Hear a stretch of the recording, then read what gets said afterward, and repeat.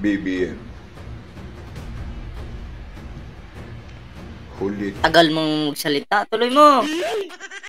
Huling paalala sa'yo. So, may paalala siya kay Pangulong Bongbong Marcos. Huling paalala daw. O, ano yun? Alam na namin ang katotohanan. Anong katotohanan? Parang pagong magsalita bagal. Ng iyong Ano? pagbabawas sa AFP. Tapos ano pa? Tuloy mo lang. Maging sa mga retirees. At sa 926 Bilisan mo. billion US dollar na ibinigay ni Biden for military AFP modernization. Okay. So, sige lang. Tuloy.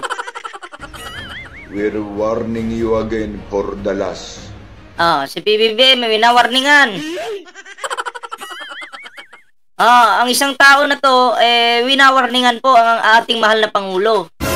Paano kapag hindi sumunod sa gusto mo ang Pangulo? Anong magagawa mo? Pipigayin mo yung tae mo. Kakainin mo yung sarili mong dumi. Pag hindi sumunod yung Pangulo, pag hindi nakinig yung Pangulo sa'yo, sino ka ba para pakinggan ng Pangulo? Ang pinapakinggan po ng Pangulo, no, yung mga Pilipino, buong bansa, hindi isang tao lang. Nakikits mo yon? Hindi isang tao lang. Bakit winawarningan mo yung Pangulo? Ang lakas mo naman ganun ka ba kalakas para magbigay ng mag-warning? Sige, tuloy natin to. May pa-warning pa Alam na namin wala. Ginalingan pa niya yung background music niya para maging astig kuno. Para maging astig daw. Diba sabi mo yan? Sabi mo, edit ko to. Tapos lagyan ko ng malupit na background music para astig ako. Sampalin ko yung utak mo Diba? Sige, tuloy mo. Wala ka nang maililihim sa amin. Wala ka nang maililihim sa amin. Bakit? Anong nilihim ng Pangulo? Meron ba? Lahat naman nakapublic Lahat naman ng ginagawa ng Pangulo nakapublic Hindi naman naglihim yung Pangulo. Bangag ka ba?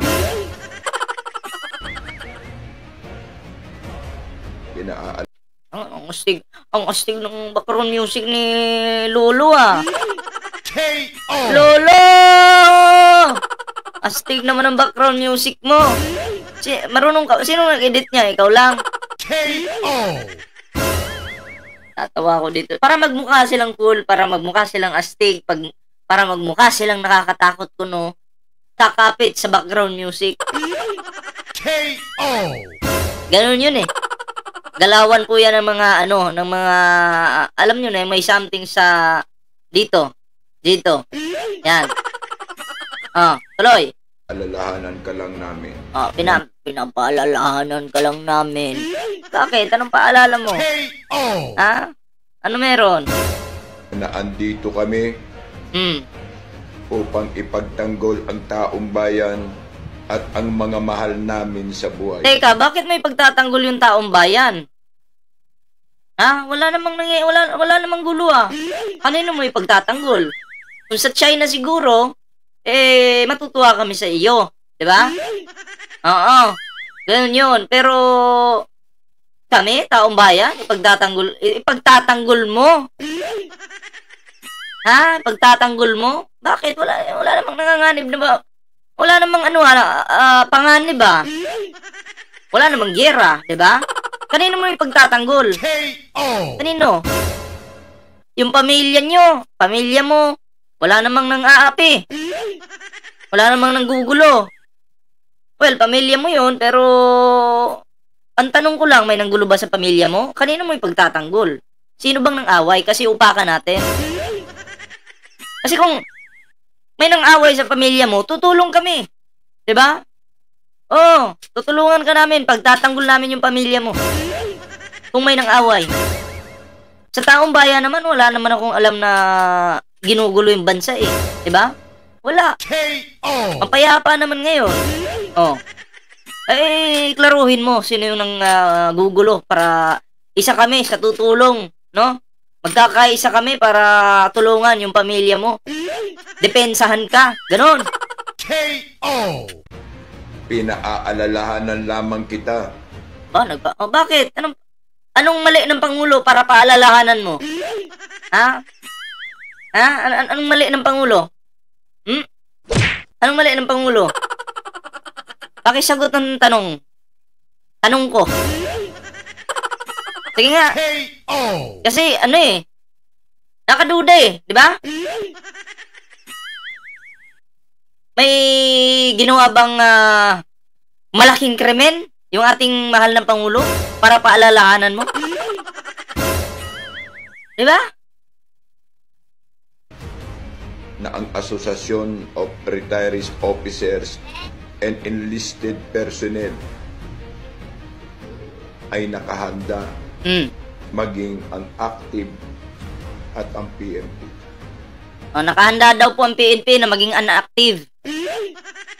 Anong sabi ng AFP, PNP, magiging loyal po sila sa administrasyon. Okay? Hindi naman po sila pwedeng kumontra sa administrasyon kasi ang ginagawa po ng Pangulo ay para sa bansa, para sa mga Pilipino. Wag po kayong makikinig sa mga tao, no, na pati yung mga kapulisan natin ay gusto nilang hilain papunta sa kanila. No, minsan may mga salita pa silang sinasabi na, oy, marami kami ditong may mga kapulisan nakakampi sa amin para kalabanin yung Pangulo. Ay nako po, wag po kayong maniwala sa mga ganyang lumalabas sa bunganga. No, lalo na dyan sa TikTok, marami po. We are waiting for your call. Teka. We are waiting for your call. Pero ikaw lang naman yung nagsasalita.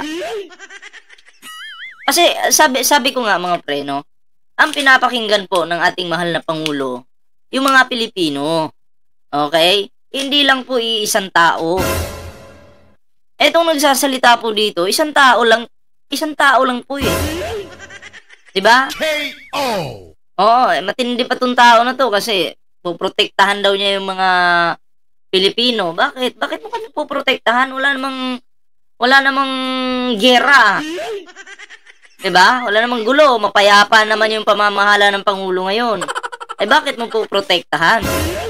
Yung pamilya mo, sabi mo poprotektahan, natural. Kailangan mong protektahan, pamilya mo 'yan. Ang tanong kasi ang tanong po kasi dito, sino kasi yung nanggugulo? Meron ba? Meron bang kasi sabi ko nga tutulungan namin ikaw. Kung may nanggulo man sa inyo. 'Di ba? Sabihin mo sa amin, babanatan natin. 'Di ba? Pag mali, 'di ba? Pag mali, mababanatan ka. 'Di ba? Pero yung sasabihin mo para sa wawarningan mo pa yung Pangulo, no? Parang ang pangit pakinggan eh. Isang tao magwawarningan yung isang Pangulo ng bansang ito? Ha? Sino ka ba? Sino ka ba sa tingin mo? 'Di ba? Yun yung yun yung pangit dito sa kapwa natin Pilipino eh, bida-bida eh. Feeling mo mas mataas pa sila sa Pangulo. 'Di ba? Nakakahiya. Mahiya naman kayo. Manalamin sana kayo at mag-isip. Ay, teka lang. Oo, tama ba 'tong gagawin ko? Bibigyan ko ng warning ang Pangulo ng bansa. 'Di ba? Kasi sa kaka-TikTok niya 'yan eh. 'Di ba? Tapos maglalagay-lagay pa ng background music. Wag ganon, 'di ba? Wag ganon. Respetuhin po natin ang ating mahal na Pangulo. 'Di ba? Wag po tayong bastos. May paganon-ganon ka pa ng may paganon-ganon ka pa ng daliri mo.